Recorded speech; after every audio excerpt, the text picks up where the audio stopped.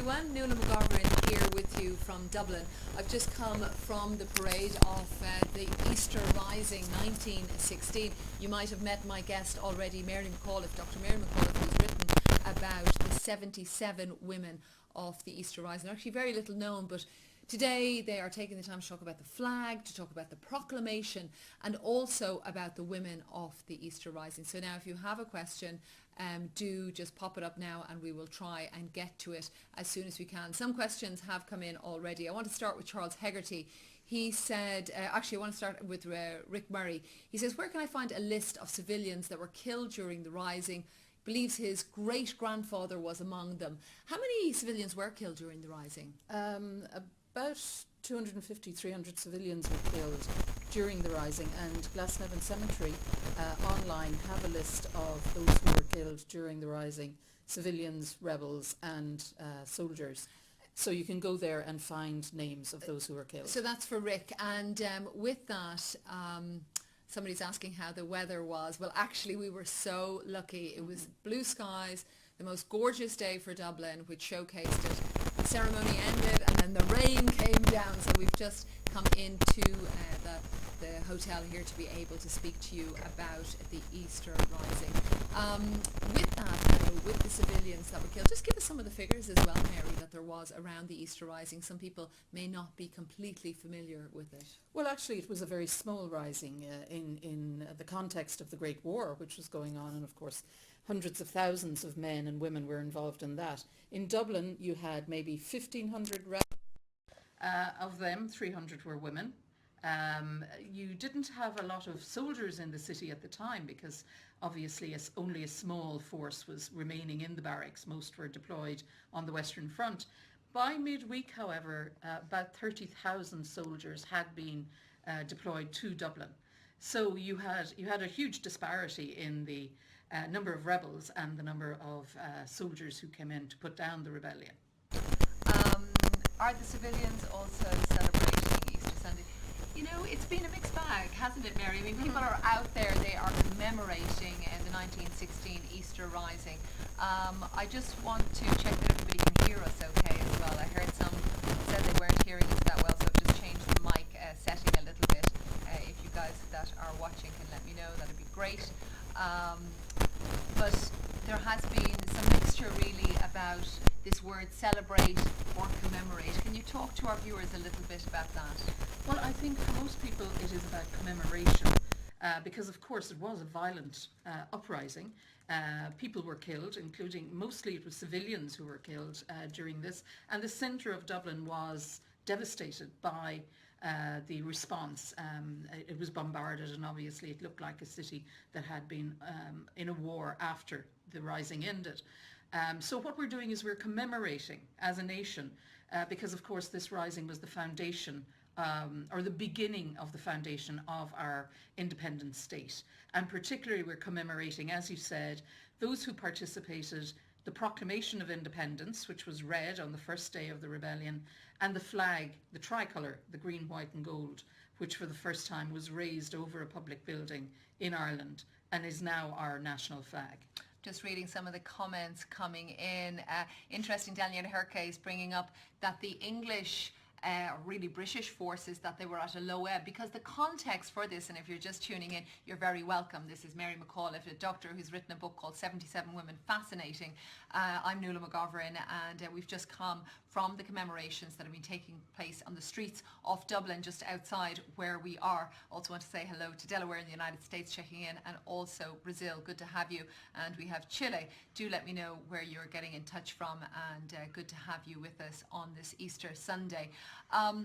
But the context of 1916, we do have to bring in what Daniel was mentioning there, which was in the context of World War I. Oh, absolutely. And there's a reason why it happened in the context of World War I. The motto, one of the mottos of the rebels was England's difficulty is Ireland's opportunity. And you have to see this both as a nationalist rebellion, but also there were quite a number of working class people who were very inspired by socialism involved in this, and they were horrified by the fact that so many hundreds of thousands of working class men were being slaughtered in the trenches in the Western Front. So the main socialist leader, James Connolly, certainly felt that it was an opportune moment to strike for Irish freedom and prevent any more Irish men joining the British Army and going onto the Western Front. So this is a very militarised society. It's a very militant time. It's in the middle of a world war, and they took this time to strike for freedom. I want to say hello to some of our viewers that are joining us. One person from Monaghan, the county up north from where we are, but now in New York. Hello to you. Also Taiwan checking in, and Illinois. San Diego, California, good to have you with us, and all the way from Argentina and Japan. Very interesting question coming in from David Bradford. Did the rebels have popular support at the time? I heard that many people in Ireland at the time didn't support the rebels. Well, this is a fascinating twist in this story. No, the rebels didn't have popular support when they began the rebellion. It was a rebellion planned by a minority within a minority. The Irish Volunteers and the Irish Citizen Army had together maybe 20,000 men and women, and that would be pushing it. And it was the Irish Republican Brotherhood, a secret organisation within the Irish Volunteers, that planned the rebellion. So it was a minority of a minority. Most people supported constitutional nationalism, and that was the campaign to get self-government in Dublin using constitutional means, which had already had some success. Home rule, which was where government would devolve to Dublin, limited self-government in Dublin, had already been agreed and passed through the House of Commons and House of Lords in 1912, but was suspended then in 1914 with the outbreak of war, with the intent that when the war finished it would then be instituted and we would get some sort of self-government. However, the twist in the tale is there was a significant minority of the population who opposed Home Rule, who wanted to keep the full connection with England.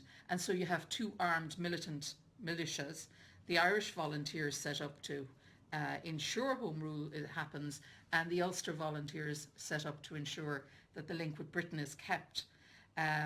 It is the Irish Volunteers who go into rebellion in 1916. There's about 10,000 of you with us. Great to have you with us.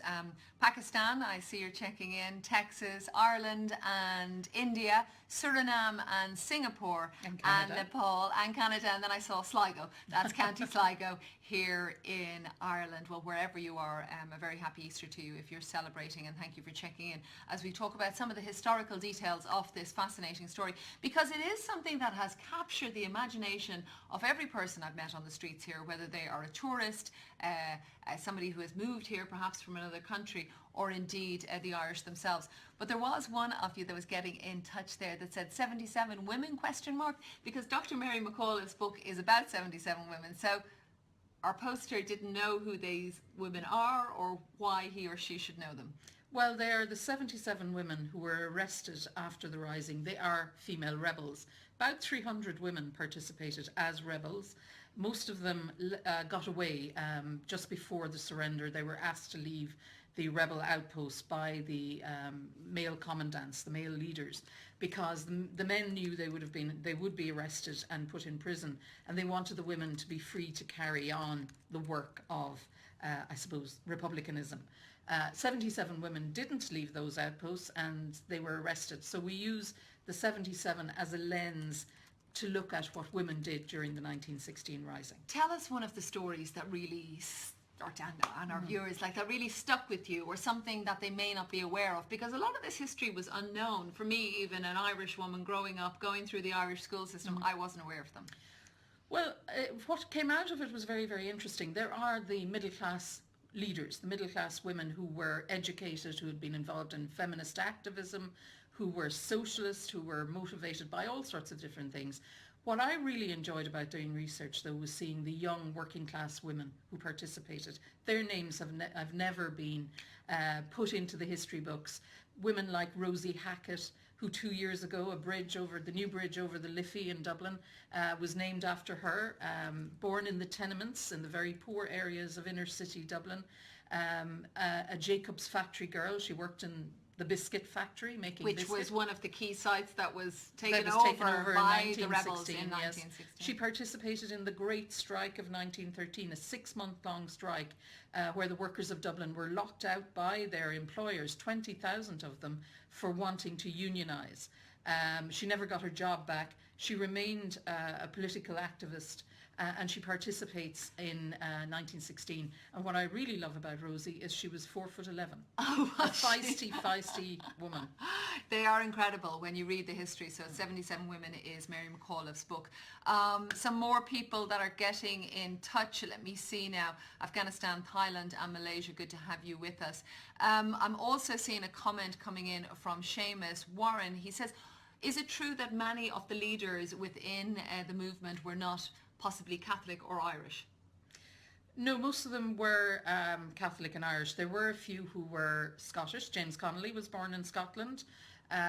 Margaret Skinnider, the woman sniper, was she born was in a Glasgow. crack shot, as Yes, it said, yeah. Some of them had connections with England, but of course there has been huge immigration back and forth to England from the 19th, indeed the 18th century, and many Irish people went to the great industrial cities of England and Scotland during the 19th and into the 20th century. So you see second and third generation Irish people. Quite a number of Protestant families got involved. The Norgroves, for example, were a working class Protestant family in Dublin where 2 daughters, a son, father and mother were all rebels in 1916. So yes, you have Protestant and Catholic, working class, middle class, people from most parts of the British Isles getting involved. Thanks to all of you with your questions. Hello, Qatar. Good to have you with us. This is Mary McAuliffe, Dr. Mary McAuliffe, the author of 77 Women. If you have any questions, get them in now. Brendan Kennedy, you are posting an interesting one. Irish name there, but I'm not sure exactly where you are. Did the Catholic Church get involved in the rising? It doesn't get involved in a combatant way, but the Capuchin monks who had a friary on Church Street, which was very near one of the outposts, the Four Courts outposts, are very much involved in ministering to the wounded, ministering to those who are in need of sacraments if they're dying, or if they feel the need to take confession if they're Catholic. And also very much part of when the signatories of the proclamation and those who were leaders were being executed, they accompanied them to their executions. And you have many of the priests of Dublin getting involved in that, and nuns ministering healthcare basically. The institutional church is not so happy about the rising and certainly doesn't support it, but later on during the War of Independence does support the breaking of the link with England. I'm just seeing Mohammed Osama getting in touch, says he loves Irish history. Well, this is the place that we're discussing it here. For BBC News with Dr. Mary McAuliffe, my name is Nuala McGovern. Thanks for all your questions that are coming in, and understanding the past allows one to understand the present, which points in turn to the future. Thank you for that comment coming in there. James, I believe, was your name. Because this is what the Irish government are trying to do. It is remember, reflect and reimagine when it comes to the Irish populaces here. And I also think trying to make it internationally known, and there has been huge interest from what I've found so far. But a gentleman named Imran Khan, I don't think it's a great cricketer, but he is posting as saying just how recognised and well known is the Easter Rising internationally. He says, I'd expect awareness in the British Isles, the United States and Ireland, but judging by the comments, he feels that perhaps not that much is known. And also that Ireland secured independence from Britain way before a lot of other countries. Mm-hmm. Why do you think it's not known, perhaps in the way that it could be? Because it's a very good story, if nothing else. It's a very good story, and interestingly, at the time, it actually has an international context. There's a huge Irish-American population that are supporting the rising in 1916. There's a huge Irish population in the British Isles, not just in Ireland itself, that provide support for the rising. It is influenced by what is happening in Russia at the time, which will eventually, you'll have the Russian Revolution happening soon after. And in fact, Lenin talks about the influences he was taking from what happened in Ireland in 1916. At the end of the war, our leaders go to the League of Nations, the meetings that happened in Versailles, hoping to get support for a newly declared independent Ireland. They failed in that. But it was well known internationally at the beginning of the 20th century, and I suppose as the century went on and more colonies of all the different imperial powers got their freedoms, the Irish story faded into the background because it is one of the earliest ones, and so people would know a lot more about the more recent colonial or post-colonial states. Nancy Fuller getting in touch says it's a vital part of world history, not just Irish history, which is coming across, I think, as people begin to read up. And we do have an awful lot on our website, actually, which you will come across, letters that has the audio of them, the history, the players, and the debates, because a number of you are posting right there as well. It's like asking why something that was a bloody rebellion where people were killed, including many civilians, should be commemorated or reflected in the way that they've seen it reflected today.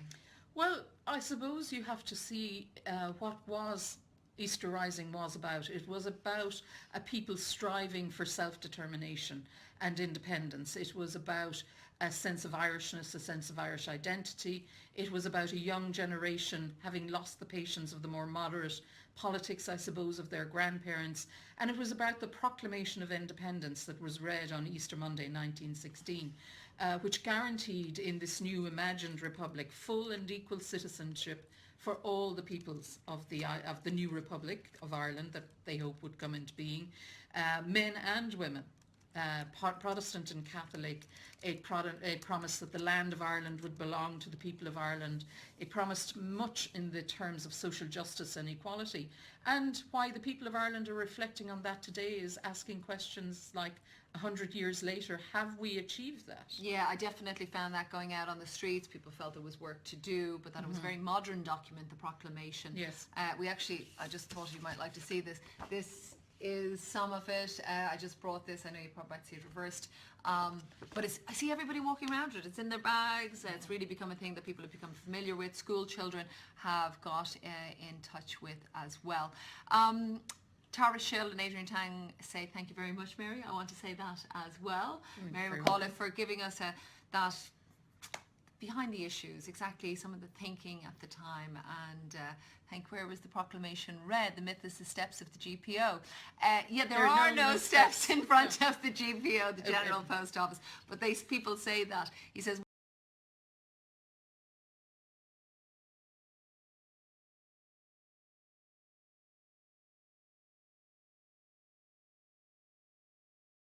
and so that's it. Sorry, I think we had a little glitch there for one moment, but thank you very much for joining us. Do follow up, and lots more on the history, the people I've met over the past few days, and tomorrow is really a ceremony for the people. It's all about culture and literature and reflecting on the rising.